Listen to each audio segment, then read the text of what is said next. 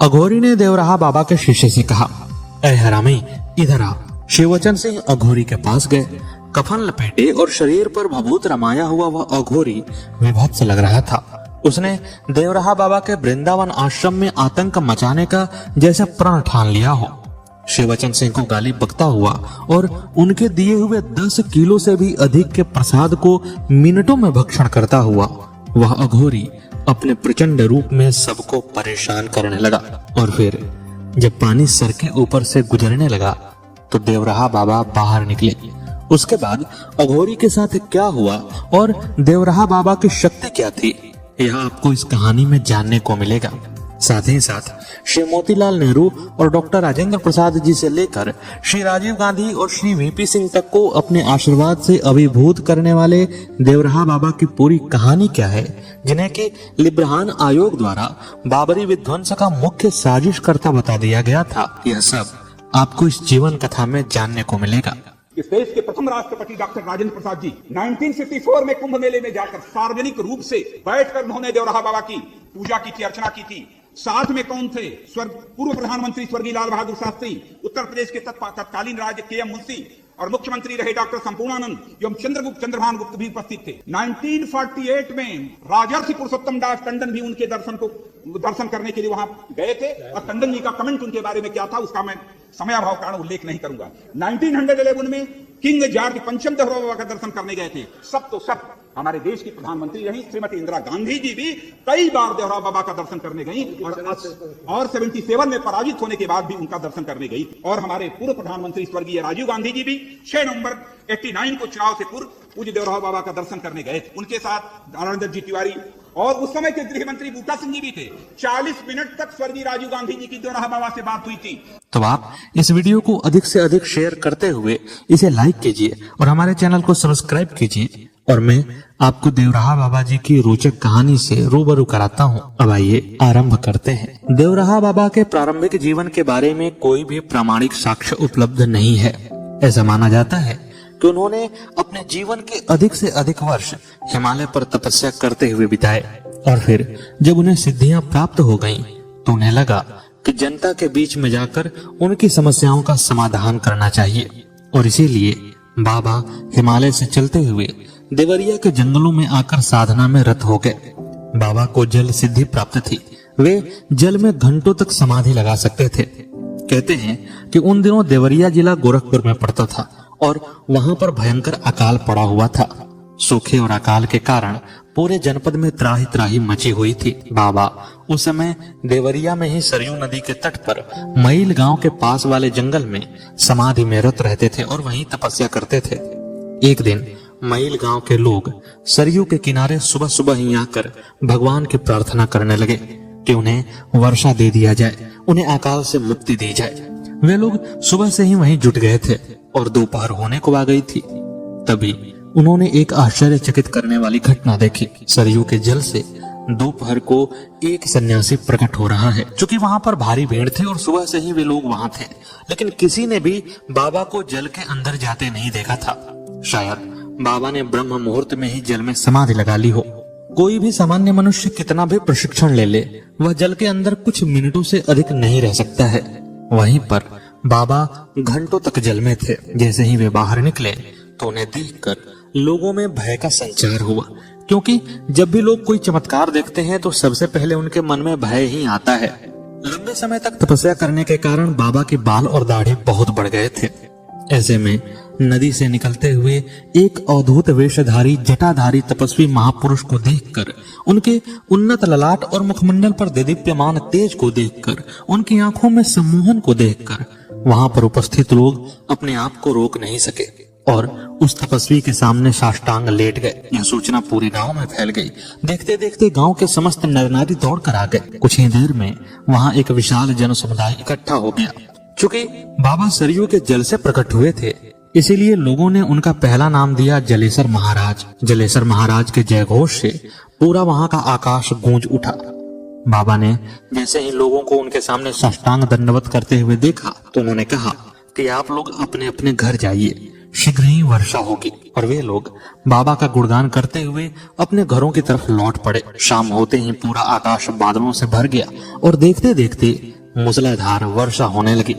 चूंकि बाबा नदी की रेत की जगह से प्रकट हुए थे, जिसे कि देवरा कहा जाता है, इसीलिए वे देवराहा बाबा कहे जाने लगे और जलेसर बाबा के नाम से प्रसिद्ध होने वाले बाबा तत्काल ही देवराहा बाबा के नाम से चारों तरफ प्रसिद्ध हो गए। देवराहा बाबा के उम्र से संबंधित एक और रोचक बात तब पता चलती है जब डॉक्टर राजेंद्र प्रसाद अपनी आत्मकथा में बाबा के बारे में वर्णन करते हैं। डॉक्टर राजेंद्र प्रसाद का जन्म 1884 ईस्वी में हुआ था और वे लिखते हैं कि जब वे 5 या 6 वर्ष के थे तो उनके माता पिता उन्हें लेकर देवराहा बाबा के पास गए थे। बचपन की उनकी स्मृतियों में बाबा वैसे ही थे जैसे 1954 के कुंभ मेले में राष्ट्रपति बनने के बाद राजेंद्र प्रसाद बाबा से मिले। यानी कि 1884 यानी कि 1890 से लेकर के और 1954 तक के बीच में बाबा के उम्र में कोई परिवर्तन नहीं हुआ। और ऐसा कोई और नहीं बल्कि देश के प्रथम राष्ट्रपति डॉक्टर राजेंद्र प्रसाद जी कह रहे हैं। बाबा खुद अपने मुख से कहते हैं कि उन्होंने मोतीलाल नेहरू जी को और जवाहरलाल नेहरू जी को आशीर्वाद दिया है। यानी कि बाबा की प्रसिद्धि उस समय भी उतनी ही थी जितनी कि हम आज के बारे में जानते हैं। विश्वनाथ प्रताप सिंह जो अब प्रधानमंत्री हैं वो भी आपके दर्शन के लिए आते हैं। प्रसाद तो हमारी बहुत पुरानी भक्त है। तब और राजीव गांधी भी आते रहे। राजीव गांधी हमारा पुराना प्यारा आत्मा है। उससे पहले इंदिरा गांधी भी आती थी। अरे भाई ये कर 60 का और राष्ट्रपति है, सबने महाराज का दर्शन किया है। सुना मोतीलाल जवाहरलाल सब दर्शन करते हैं। हाँ, मोती जवाहिर सब हमारे प्यारे आत्मा। आगे चलकर इलाहाबाद हाई कोर्ट के एक जज ने भी कहा कि वे 7 पीढ़ियों से बाबा के यहाँ जाते रहे हैं और 7 पीढ़ी तक बाबा उन्हें उसी रूप में मिलते हैं जैसा कि वे आज देखते हैं। एक और जज अपनी आत्मकथा में बताते हैं कि उनके पूरे परिवार को देवराहा बाबा पर विश्वास था, लेकिन उनकी पढ़ी लिखी बेटी को ये सब बातें अविश्वास वाली लगती। उन्हें लगता कि यह सब अंधविश्वास है। एक बार वे जज अपनी बेटी को देवराहा बाबा के पास ले गए। पहले तो वह जाने को तैयार नहीं हुई, लेकिन जब उन्होंने यह कहा कि चलो साथ में घूमना फिरना हो जाएगा, तो घूमने के बहाने ही सही वह लड़की अपने पिता के साथ देवराहा बाबा के पास पहुंची। जाने से पहले उसने मन में निश्चय किया कि यदि बाबा इतने ही तेजस्वी हैं तो वे मेरे मन की बात को जान सकते हैं और मैं चाहती हूँ कि मुझे नारियल का प्रसाद खाने को मिले। यदि वे मेरे मन की बात को जानकर नारियल का प्रसाद मुझे दे देते हैं तो मैं मानूंगी कि वे उतने ही तेजस्वी हैं जितना कि मेरे पिता और अन्य लोग बताते हैं। बेटी अपने पिता के साथ बाबा के सामने पहुंची। वहां जाकर उसने अपने पिता के साथ ही बाबा को प्रणाम किया और फिर वहां पर बाबा के आशीर्वचनों को सुनकर वे सब वापस लौटने लगे। वापस लौटते समय आश्रम में जो प्रसाद का वितरण हुआ वही उस लड़की को भी मिला। यानी कि उस लड़की को भी लड्डू ही मिले जैसा कि सबको मिला। वह लड़की लड्डू लेकर मन ही मन यह सोचती हुई लौटने लगी कि यह अंधविश्वास है। ये क्या बातें कर रहे हैं, ये बातें तो सभी लोग कहते हैं। लेकिन जैसे ही वह प्रसाद लेकर लौटने को हुई तो पीछे से बाबा की आवाज आई, बेटी रुकना जरा। लड़की ने मुड़कर बाबा की तरफ देखा। बाबा ने हंसते हुए कहा कि तुम तो यहाँ नारियल का प्रसाद लेने आई थी, फिर तुम लड्डू लेकर क्यों जा रही हो? अरे मैं तुमसे बड़ा हूँ, मुझसे मांगने में संकोच कैसा, मन खोलकर मांग लो। और फिर बाबा ने अपनी मचान से एक नारियल निकालकर उस लड़की को दिया। नारियल बिल्कुल ताजा था और ऐसा लोग कहते हैं कि बाबा जिस मचान से आशीर्वाद देते थे वहां पर कोई भी खाद्य पदार्थ नहीं रखा जाता था, लेकिन फिर भी बाबा किसी को भी आशीर्वाद देते तो प्रसाद भी देते। और वह प्रसाद कहाँ से आता इसके बारे में उनके शिष्यों को भी पता नहीं चलता था। ऐसा भी माना जाता है कि बाबा ने अपने पूरे जीवन अन्न का कभी उपयोग नहीं किया था। वे शहद खाते, दूध पीते और श्रीफल का रस उन्हें अत्यंत प्रिय था। कहते हैं कि बहुत सारे गणमान्य लोग बाबा से मिलने आते थे। यह बात 1911 की है, जब इंग्लैंड में बने हुए नए नए सम्राट जॉर्ज पंचम अपनी पत्नी मैरी के साथ भारत भ्रमण को आए थे। दिल्ली में भव्य दरबार का आयोजन होना था, वह आयोजन तय था। और उसी समय जब जॉर्ज पंचम भारत में आए तो वे बाबा से मिलने गए। जॉर्ज पंचम बताते हैं कि वे अपने छोटे भाई से यह पूछ कर आए थे कि भारत में मैंने सुना है कि बहुत से संत और महात्मा होते हैं, मैं वहां जाऊं तो किससे मिलूं? तब उनके छोटे भाई और अन्य अधिकारियों ने यही बताया कि भारत में अनेक महापुरुष हैं, लेकिन यदि किसी एक से मिलना हो तो आप देवराहा बाबा से अवश्य मिलिएगा, वे वास्तव में चमत्कारी हैं। एक और इंग्लिश पत्रकार बताते हैं कि जब वे कुंभ मेले में पत्रकारिता करने आए थे तो वे पहली बार बाबा के पास गए। पहली बार जब वे बाबा के पास गए तो उनके मन में उत्सुकता थी कि आखिर एक बूढ़े सन्यासी को सुनने के लिए इतने सारे लोग कैसे आ सकते हैं। लेकिन वे लिखते हैं कि जब उन्होंने पहली बार बाबा के मुंह से आशीर्वचन सुने तो उन्हें आश्चर्य हुआ कि ये वही बातें थीं जो जगह जगह लिखी रहती हैं, जो हमेशा ही लाउड स्पीकरों पर सुनी जाती हैं। लेकिन फिर भी ये बाबा के श्रीमुख से निकलने के बाद एक अलग प्रभाव छोड़ती हैं। तो 1911 में जॉर्ज पंचम जब भारत आए तो अपने छोटे भाई के कहे अनुसार वे देवराहा बाबा से मिलने के लिए गए और वहां जाकर उनके देवराहा बाबा से क्या बातचीत हुई ये तो आज तक अज्ञात है। लेकिन कहते हैं कि उसके बाद भी अनेक अंग्रेज अधिकारी बाबा से मिलने के लिए आते जाते रहे और साथ ही साथ अनेक स्वतंत्रता संग्राम के सेनानी भी बाबा से आशीर्वाद लेने आते। क्योंकि देवराहा बाबा एक आध्यात्मिक व्यक्ति थे, इसलिए उनके दरवाजे पर कोई भेदभाव नहीं था। कोई भी अंग्रेज अफसर हो या कोई भी इस्लाम का मानने वाला हो या कोई भी हिंदू हो, कोई भी बाबा के यहाँ आ सकता था। बाबा खुद से कहते हैं कि कई मुस्लिम लोग भी उनके अनुयायी हैं और उनकी बात को मानने वाले हैं। जब बाबा का साक्षात्कार लेने वाले एक पत्रकार ने उनसे पूछा कि बाबा आपकी उम्र कितनी है, आप खुद ही बताइए, तो बाबा ने कहा था कि मेरी उम्र जहां भी लिखना ईश्वर लीन लिखना, यानी कि मेरी उम्र की कोई गणना नहीं है, मैं तो ईश्वर में लीन हूँ। और फिर जो व्यक्ति ईश्वर में लीन हो गया हो, जो ईश्वर को पा लिया हो, उसके लिए उम्र तो महज एक संख्या है। फिर पत्रकार ने पूछा कि बाबा आपके इतने लंबे जीवन का रहस्य क्या है, तो बाबा ने बताया था कि उन्होंने खेचरी मुद्रा सिद्ध की है। गुरु के आशीर्वाद से उन्हें खेचरी मुद्रा सिद्ध थी, यानी कि वे अपने जीव को पीछे की तरफ घुमाकर अपने ब्रह्मांड यानी मस्तिष्क में ले जा सकते थे और वहां से वे उस अमृत का पान कर सकते थे जो कि मस्तिष्क में श्रावित होता है और उसी अमृत के पान से वे लंबे समय तक जीवित रह सकते थे। यहाँ तक कि बाबा ने अपने शरीर पर कभी कपड़े का धारण भी नहीं किया था और भीषण ठंडी में, भीषण गर्मी में और बरसात के समय में भी वे नग्न देह ही रहा करते थे। जब बाबा से इसके बारे में पूछा गया तो बाबा ने कहा कि यह सब योग साधना के द्वारा संभव होता है। मैंने योग की क्रिया के द्वारा अपने शरीर पर विजय प्राप्त कर लिया है, इसी कारण से मेरे ऊपर मौसम की अवस्था का प्रभाव नहीं पड़ता है। बाबा का अपने शरीर के ऊपर ही नहीं बल्कि जीव जंतुओं और पेड़ पौधों के ऊपर भी नियंत्रण प्राप्त था। एक कथा है कि 1962 में हरिद्वार में कुंभ मेला लगा हुआ था। वहां पर अन्य साधु संतों के साथ साथ देवराहा बाबा भी निवास कर रहे थे। उसी समय वैष्णो खालसा के महंत का हाथी पागल हो गया। वह हाथी वहां कुंभ में आए हुए अनेक लोगों के लिए खतरा बनता जा रहा था। तब मेले के पुलिस अधीक्षक ने मेरठ बटालियन के एक सूबेदार को कहा कि तुम हाथी को गोली मार देना, क्योंकि यह जीवित रहा तो लोगों को अपने जान का खतरा हो सकता है।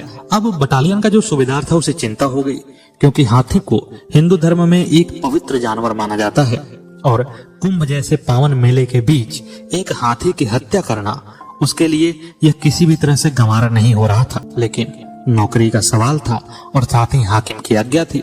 वह बड़ा चिंतित हुआ और चिंतित होकर बाबा के पास गया। उसने देवराहा बाबा से अपनी चिंता जताई तो बाबा ने कहा कि वह हाथी तो बड़ा पुण्यात्मा है, उसे क्यों मारने का विचार आ रहा है। तब सूबेदार ने कहा कि वह हाथी पागल हो रहा है। तब बाबा ने कहा कि तुम अपने हाकिम को मेरे पास भेज देना। सूबेदार ने कहा कि मैं कहूंगा तो वह आपके पास आ जाएंगे। तब बाबा ने सूबेदार को 3 प्रसाद दिए। कहा कि एक अपने हाकिम को देना और उसे मेरे पास भेज देना, एक प्रसाद तुम खा लेना और एक प्रसाद उस हाथी को खिला देना। वह हाथी ठीक हो जाएगा, उसे गोली मारने की जरूरत नहीं पड़ेगी। सूबेदार और आश्चर्यचकित हुआ। उसने कहा कि बाबा हाथी पागल है, मैं उसके सामने जाकर उसे यह प्रसाद कैसे खिला सकता हूँ, वह तो मुझे कुचल डालेगा। तब बाबा ने बताया कि तुम प्रसाद लेकर जाना और उसे साष्टांग दंडवत करते हुए प्रणाम करना और फिर कहना कि देवराहा बाबा ने तुम्हारे लिए प्रसाद भेजा है। उसके बाद वह तुम्हें कुछ नहीं करेगा। यदि मुझ पर विश्वास है तो इतना करो। सूबेदार को बाबा पर पूरा विश्वास था। पहले वह प्रसाद लेकर अपने हाकिम पुलिस अधीक्षक के पास गया और बाबा का संदेश सुनाया। फिर वह प्रसाद लेकर हाथी के पास गया। जैसे ही उसने हाथी को दंडवत प्रणाम किया, आश्चर्यजनक रूप से हाथी शांत हो गया। और जब सूबेदार ने यह बताया कि बाबा ने तुम्हारे लिए प्रसाद दिया है तो हाथी ने सूंड आगे बढ़ा दिया। सूबेदार ने वह प्रसाद हाथी के मुख में रखा। हाथी वह प्रसाद खा गया और फिर अपना सूंड सूबेदार के पॉकेट की तरफ बढ़ाया। सूबेदार ने कहा कि यह प्रसाद मेरे लिए है और आश्चर्यजनक रूप से हाथी का पागलपन ठीक हो गया। इधर हाकिम जब बाबा के पास गया तो बाबा ने कहा कि उस हाथी को मारने की कोई आवश्यकता नहीं है, वहां थी अब ठीक हो गया है। पुलिस अधीक्षक अपने अन्य पुलिस सहकर्मियों के साथ वहां पर गया और जाकर इस चमत्कार को देखकर बाबा का मुरीद बन गया। इसी तरह एक कथा और है कि सरयू नदी के तट पर विश्राम करते हुए एक बार गांव के लोगों में कोलाहल को सुनकर बाबा ने कहा कि यह कैसा कोलाहल है। तब उनके शिष्यों ने बताया कि गांव के लोगों ने सरयू नदी में एक घड़ियाल को पकड़ा है। बाबा लोगों के पास गए और कहा कि इस घड़ियाल को छोड़ दो। तब लोगों ने कहा कि घड़ियाल को छोड़ देंगे तो यह हमें ही खा जाएगा। बाबा ने कहा कि ऐसा कुछ नहीं होगा। लोगों को बाबा पर आस्था थी। उन्होंने बाबा के कहे अनुसार घड़ियाल को छोड़ दिया और कहते हैं कि तब से लेकर के जब तक बाबा वहां पर रहे, वह घड़ियाल प्रत्येक रोज बाबा के मसान के सामने जल से बाहर निकलता और फिर जल के अंदर समा जाता। उसने किसी को कुछ नुकसान नहीं पहुंचाया, जैसे वह प्रत्येक रोज बाबा का दर्शन करने आता हो। बाबा अपने पूरे जीवन लकड़ी के मचान पर रहे। जब उनसे पूछा जाता कि आप लकड़ी के मचान पर क्यों रहते हैं, आप धरती से 12 फुट ऊपर ही क्यों रहते हैं, तो बाबा बताते थे कि योगियों के लिए शिला, अग्नि और जल पर विश्राम नहीं करना लिखा है, यानी कि इनसे ऊपर ही विश्राम करना है। और इसीलिए बाबा लकड़ी के मचान पर रहा करते थे। उनकी 2 जगह कार्यस्थली थी, एक सरयू नदी के किनारे देवरिया में और दूसरी यमुना नदी के किनारे वृंदावन में। जब एक बार बाबा वृंदावन के आश्रम में विराज रहे थे तो उसी समय शरीर पर भभूति लपेटे, कफन लपेटे, खप्पर लिए हुए एक अघोरी बाबा के आश्रम के द्वार पर आ पहुंचा। वह देखने में जितना विभत्स लगता था, उसकी भाषा भी उतनी ही खराब थी। आश्रम के द्वार पर आने पर उसने बाबा के एक शिष्य शिववचन सिंह को देखा। शिववचन सिंह को देखकर अघोरी ने उन्हें पुकारते हुए कहा कि ए हरामी, इधर आओ। शिववचन सिंह वहां पर गए। एक तपस्वी साधक को देखकर उन्होंने प्रणाम किया और कहा कि बाबा कहिए, मैं आपकी क्या सेवा कर सकता हूँ। तब उस अघोरी ने कहा कि बेटा, तुम्हारे हाथ में जो कुछ है वो बताओ क्या है। तब शिववचन सिंह ने कहा कि मेरे हाथ में कुछ बतासे हैं जो कि प्रसाद के काम में आने वाले हैं। वे बतासे लगभग 4 या 5 किलो थे। अघोरी ने कहा कि लाओ मुझे बतासे दो, मुझे भूख लगी है। शिववचन सिंह ने 1 मुट्ठी बतासा दिया। अघोरी ने कहा इतने से क्या होगा, और खप्पड़ आगे कर दिया। जैसे ही खप्पड़ में उन्होंने बतासे रखे, अघोरी मिनटों में ही उसे खा गया। फिर तो शिववचन सिंह बतासे पर बतासे देते गए और वह अघोरी खाता गया। साथ ही साथ उसके मुंह से गालियां ऐसे निकल रही थीं जैसे मंत्रों का जाप कर रहा हो। तब शिववचन सिंह परेशान हुए और अंदर जाकर एक और शिष्य से बोले कि एक साधक आया है, पता नहीं कैसा है, वह 4-5 किलो बतासे खा गया, फिर भी और बतासे मांग रहा है। तब उस शिष्य ने कहा कि उसे और दे दो, लंबे समय से भूखा होगा, भूख लगी होगी। तब शिववचन सिंह ने उसे 5 किलो बतासे और दिए। यदि आपने बतासे देखे होंगे तो वे बड़े हल्के होते हैं। 5 किलो बहुत अधिक बतासे हो जाते हैं, लेकिन देखते ही देखते अघोरी वह भी खा गया। इधर उनके शिष्य मंडली में यह देखकर कोलाहल मचा। बाबा ने अपने एक नजदीकी शिष्य से पूछा कि यह कैसा हल्ला है। तब शिष्य ने बताया कि कोई साधक आया है और बतासे पर बतासे खाया जा रहा है। बाबा ने कहा कि अच्छा, वह अघोरी है, उसे मेरे पास भेजो। उस समय जो बाबा के पास शिष्य था उसे पता नहीं था कि वह साधक अघोरी है। जब उसने पता किया तो पता चला कि वह अघोरी ही है। उसने अघोरी से कहा कि बाबा ने तुम्हें अपने पास बुलाया है। तब उस अघोरी ने कहा कि मैं कहीं नहीं जाऊंगा, जिसको आना है मेरे पास है। बाबा के पास जैसे ही यह संदेश पहुंचा, बाबा मुस्कुराए और अपनी कुटिया से बाहर निकले। जैसे ही बाबा बाहर आए और उस अघोरी की नजर बाबा पर पड़ी, वह अचानक से रोता गिड़गिड़ाता हुए उनके पास चला आया। शिष्य यह देखकर आश्चर्यचकित थे और वह अघोरी पागलों जैसा बुदबुदाता बकता जा रहा था कि अरे, यह तो स्वयं महादेव हैं, यह तो शिव हैं। इनके सर पर जो जटा है उनसे माँ गंगा प्रवाहित हो रही है। क्या तुम लोगों को नहीं दिख रहा कि सामने शिव खड़े हैं? फिर कुछ ही क्षण में वह अघोरी कहने लगा कि अरे, ये तो माँ काली हैं, ये तो माँ दुर्गा हैं। क्या तुम लोगों को नहीं दिख रहा कि सामने माँ साक्षात विराजमान है? और बाबा मुस्कुरा रहे थे। शिष्य आश्चर्यचकित थे। तब बाबा ने कहा कि लाओ, खप्पड़ लाओ। अघोरी डरता गिड़गिड़ाता रहा कि माँ मुझे क्षमा करो।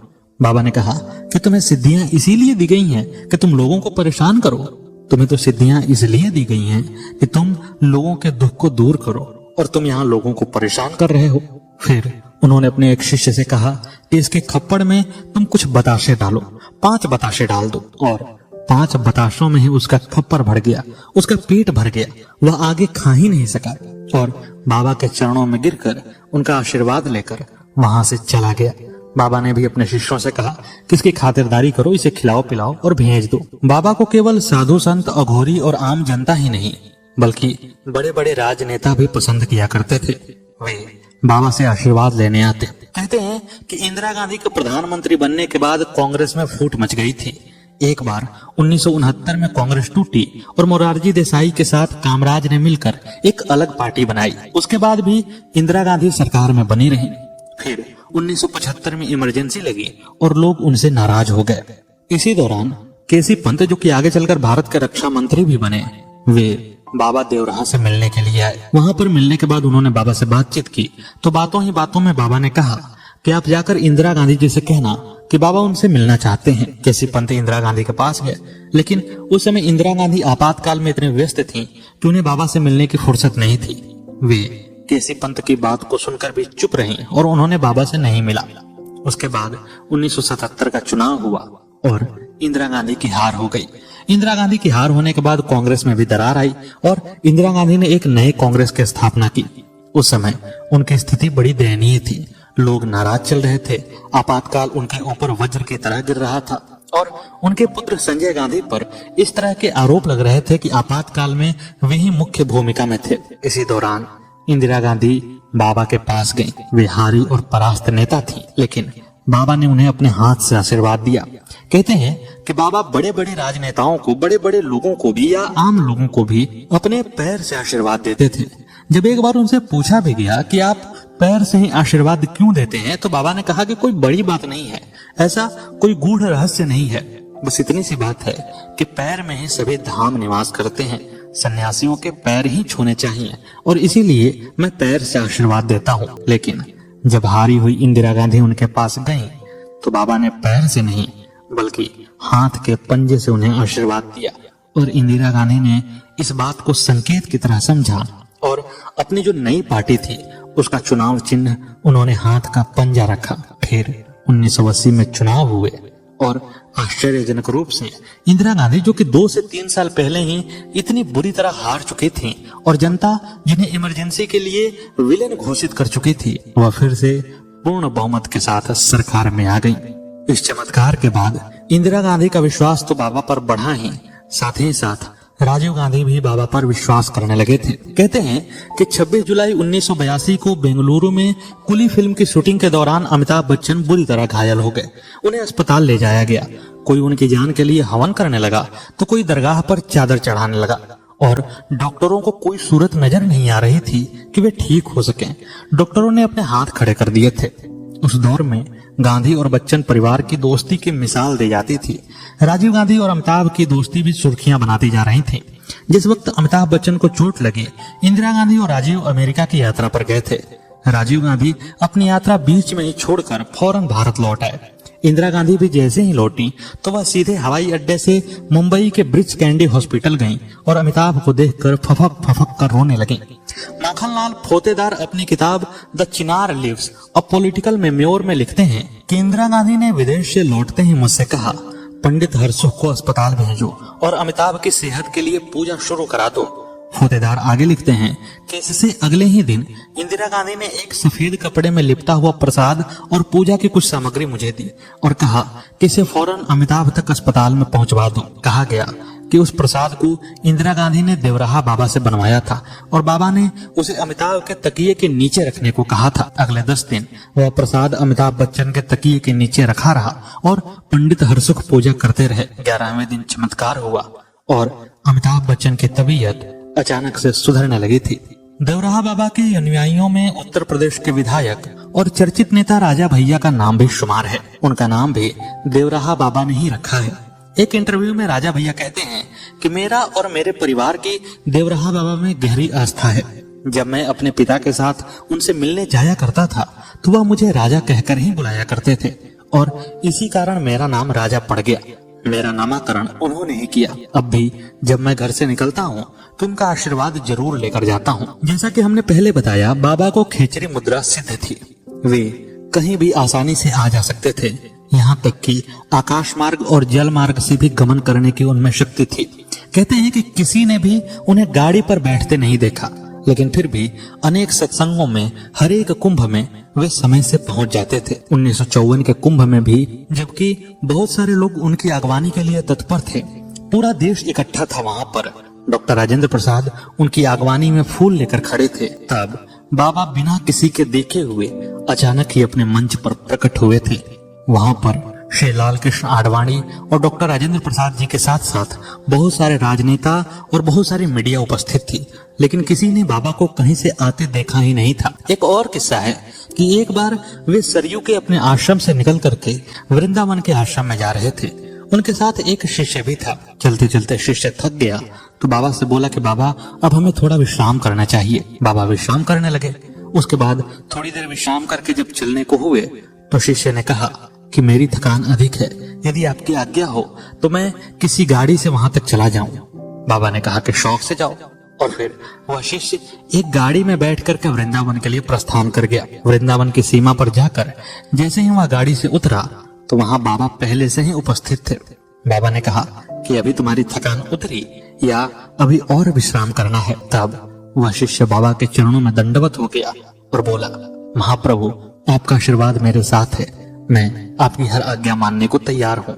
बाबा ने अपने मुंह से कभी किसी चमत्कार का दावा नहीं किया, लेकिन उनके आसपास के लोग अक्सर ही उनके चमत्कार को देखकर आविर्भूत हो जाया करते थे। एक बार 1987 में जून के महीने में वृंदावन के यमुना पार वाले बाबा के डेरे पर प्रधानमंत्री राजीव गांधी आने वाले थे। उनके आने की सूचना सुनकर अगल बगल के प्रशासनिक अधिकारी तुरंत ही गति में आ गए और वहां साफ सफाई होने लगी। जहां राजीव गांधी का हेलीकॉप्टर उतरना था वहां पर एक बबूल का पेड़ था। उसकी कुछ डालें रास्ते में बाधा बन रही थी।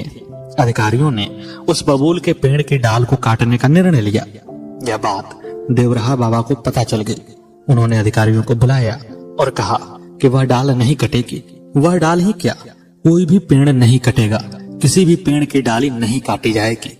तब अधिकारियों ने कहा कि हेलीकॉप्टर उतारना है बाबा, दिक्कत होगी, हो सकता है कि इसके चलते प्रधानमंत्री की जान पर खतरा आ जाए। बाबा ने कहा कि प्रधानमंत्री मेरे पास आ रहे हैं, वे अपनी भलाई के लिए आ रहे हैं, उनके आने से लोगों की भी भलाई हो सकती है, लेकिन इसमें इस पेड़ की क्या गलती है जो इसे कष्ट प्रदान किया जा रहा है। सोचिए कि आज के समय में जब पर्यावरण पर इतनी सारी बातें होती हैं, बाबा उस समय पेड़ पौधों के प्रति कितने जागरूक थे।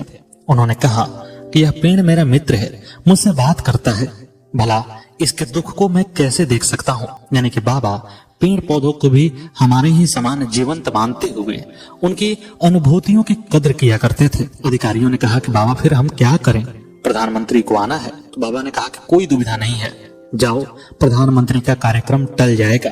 अब एक प्रधानमंत्री का कार्यक्रम बड़ी मुश्किल से तय होता है और उसे टलने का मतलब है कि कोई बड़ी बात हो, लेकिन उस समय तक कोई बड़ी बात थी नहीं।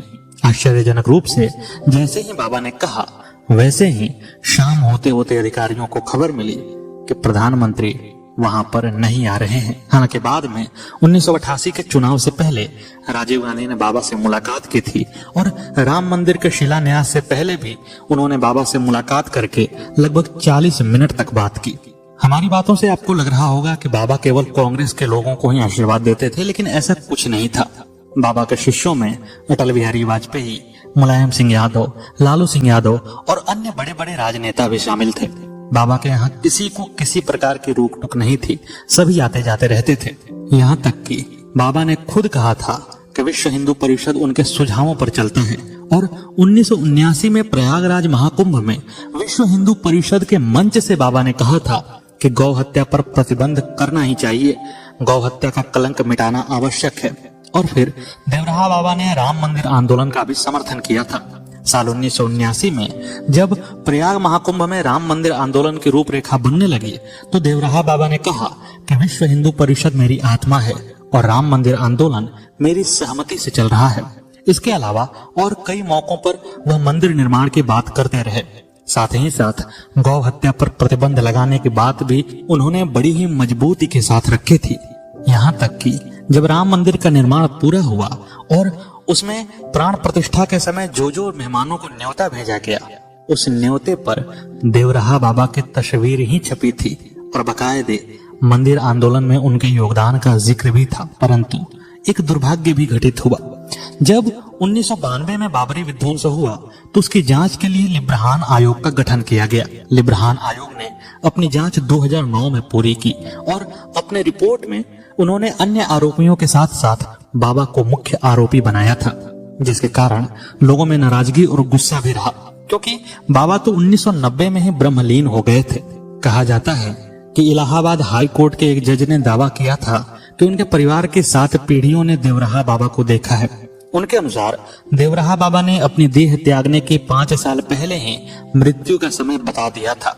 ऐसे ही कई और सुनी सुनाई बातें बताई जाती हैं देवराहा बाबा के बारे में। हालांकि उन्होंने स्वयं इस तरह का दावा कभी नहीं किया, लेकिन उनके अनुयायियों ने अपने तरीके से तथ्य बताए। और कहा जाता है कि 11 जून 1990 को उन्होंने अचानक से दर्शन देना बंद कर दिया। ऐसा लगा जैसे कुछ अनहोनी होने वाली है। वहां के मौसम तक का व्यवहार बदल गया। यमुना की लहरें तक बेचैन हो गईं। मचान पर बाबा त्रिबंध सिद्धासन पर बैठे रहे। डॉक्टरों की टीम ने थर्मामीटर पर देखा कि पारा अपनी अंतिम सीमा को तोड़कर निकलने को तैयार है। 19 जून को मंगलवार के दिन योगिनी एकादशी थी। आकाश में काले बादल छा गए, तेज आंधियां तूफान ले आई। यमुना जैसे समुंदर को मात करने पर उतावली थी। लहरों का उछाल बाबा की मचान तक पहुंचने लगा और इन्हीं सबके बीच शाम 4 बजे बाबा का शरीर स्पंदन रहित हो गया। भक्तों की अपार भीड़ भी प्रकृति के साथ हाहाकार करने लगी। बाबा ने शरीर त्याग दिया।